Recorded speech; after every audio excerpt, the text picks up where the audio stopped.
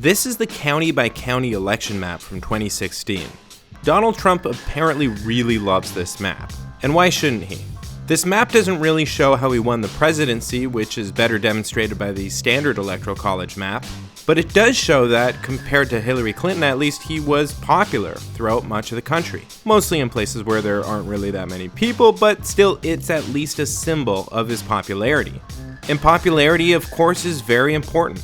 Politics, at the end of the day, is a popularity contest. So compared to previous presidents, how popular is Donald Trump? And what can that information tell us about this question?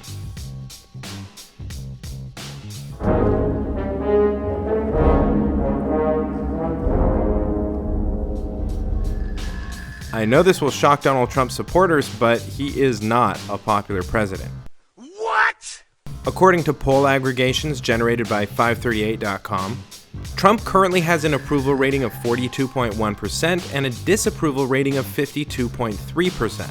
This puts his overall net approval at negative 10.2%. It also puts him in 10th place out of the last 10 presidents at this point in their presidencies. In other words, his unpopularity is unprecedented, going back all the way back to the 1960s. At this point in his presidency, Trump is less popular than Gerald Ford was at the same point in his presidency, or even Jimmy Carter. So if he's that unpopular, you might guess he has no chance of being reelected in 2020. But, and this will probably shock the liberals watching, Trump is not in a totally ridiculous range of unpopularity either. What? At the same point in his presidency, Ronald Reagan's popularity was somewhat close. And in some ways, his graph looks potentially worse than Trump's. Trump's net popularity has been somewhat stable throughout his presidency. He's even been making slight gains over the past year. At the same point in his presidency, Reagan's approval ratings were in free fall ever since he took office. But wait a minute, wasn't Ronald Reagan reelected? Yeah! In fact, out of the 9 pre-Trump presidents we're looking at, 4 show fairly low approval ratings, not too far from Trump's. Of these 4, 3 won re-election.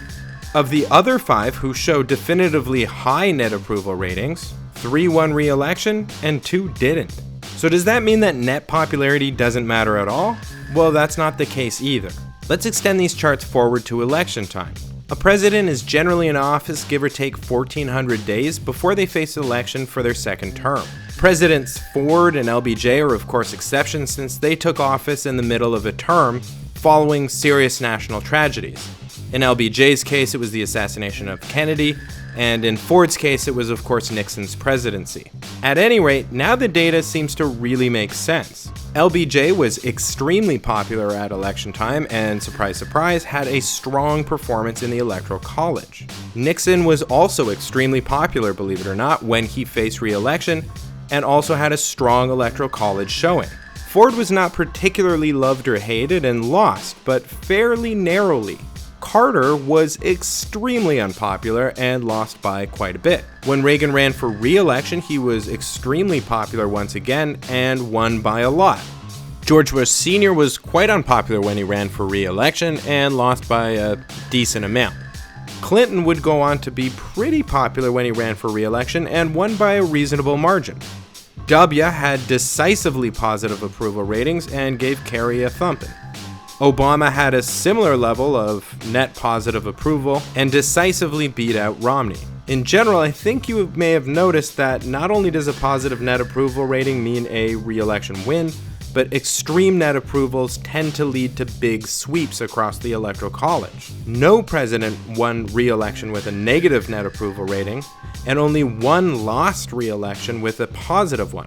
That was, of course, Ford, and in his case, you can see that the data has a straight line for this whole period. That means there was probably no or little polling information added during this time. So it's possible with better polling we may actually have seen him dip below 0.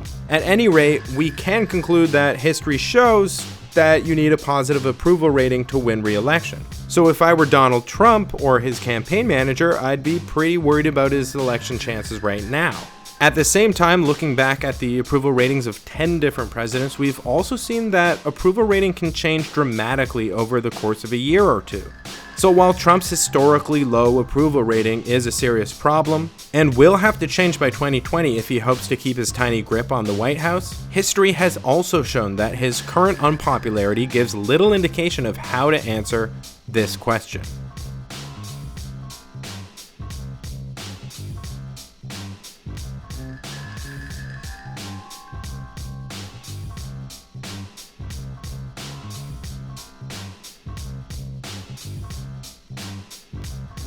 Let's get this mother crawl!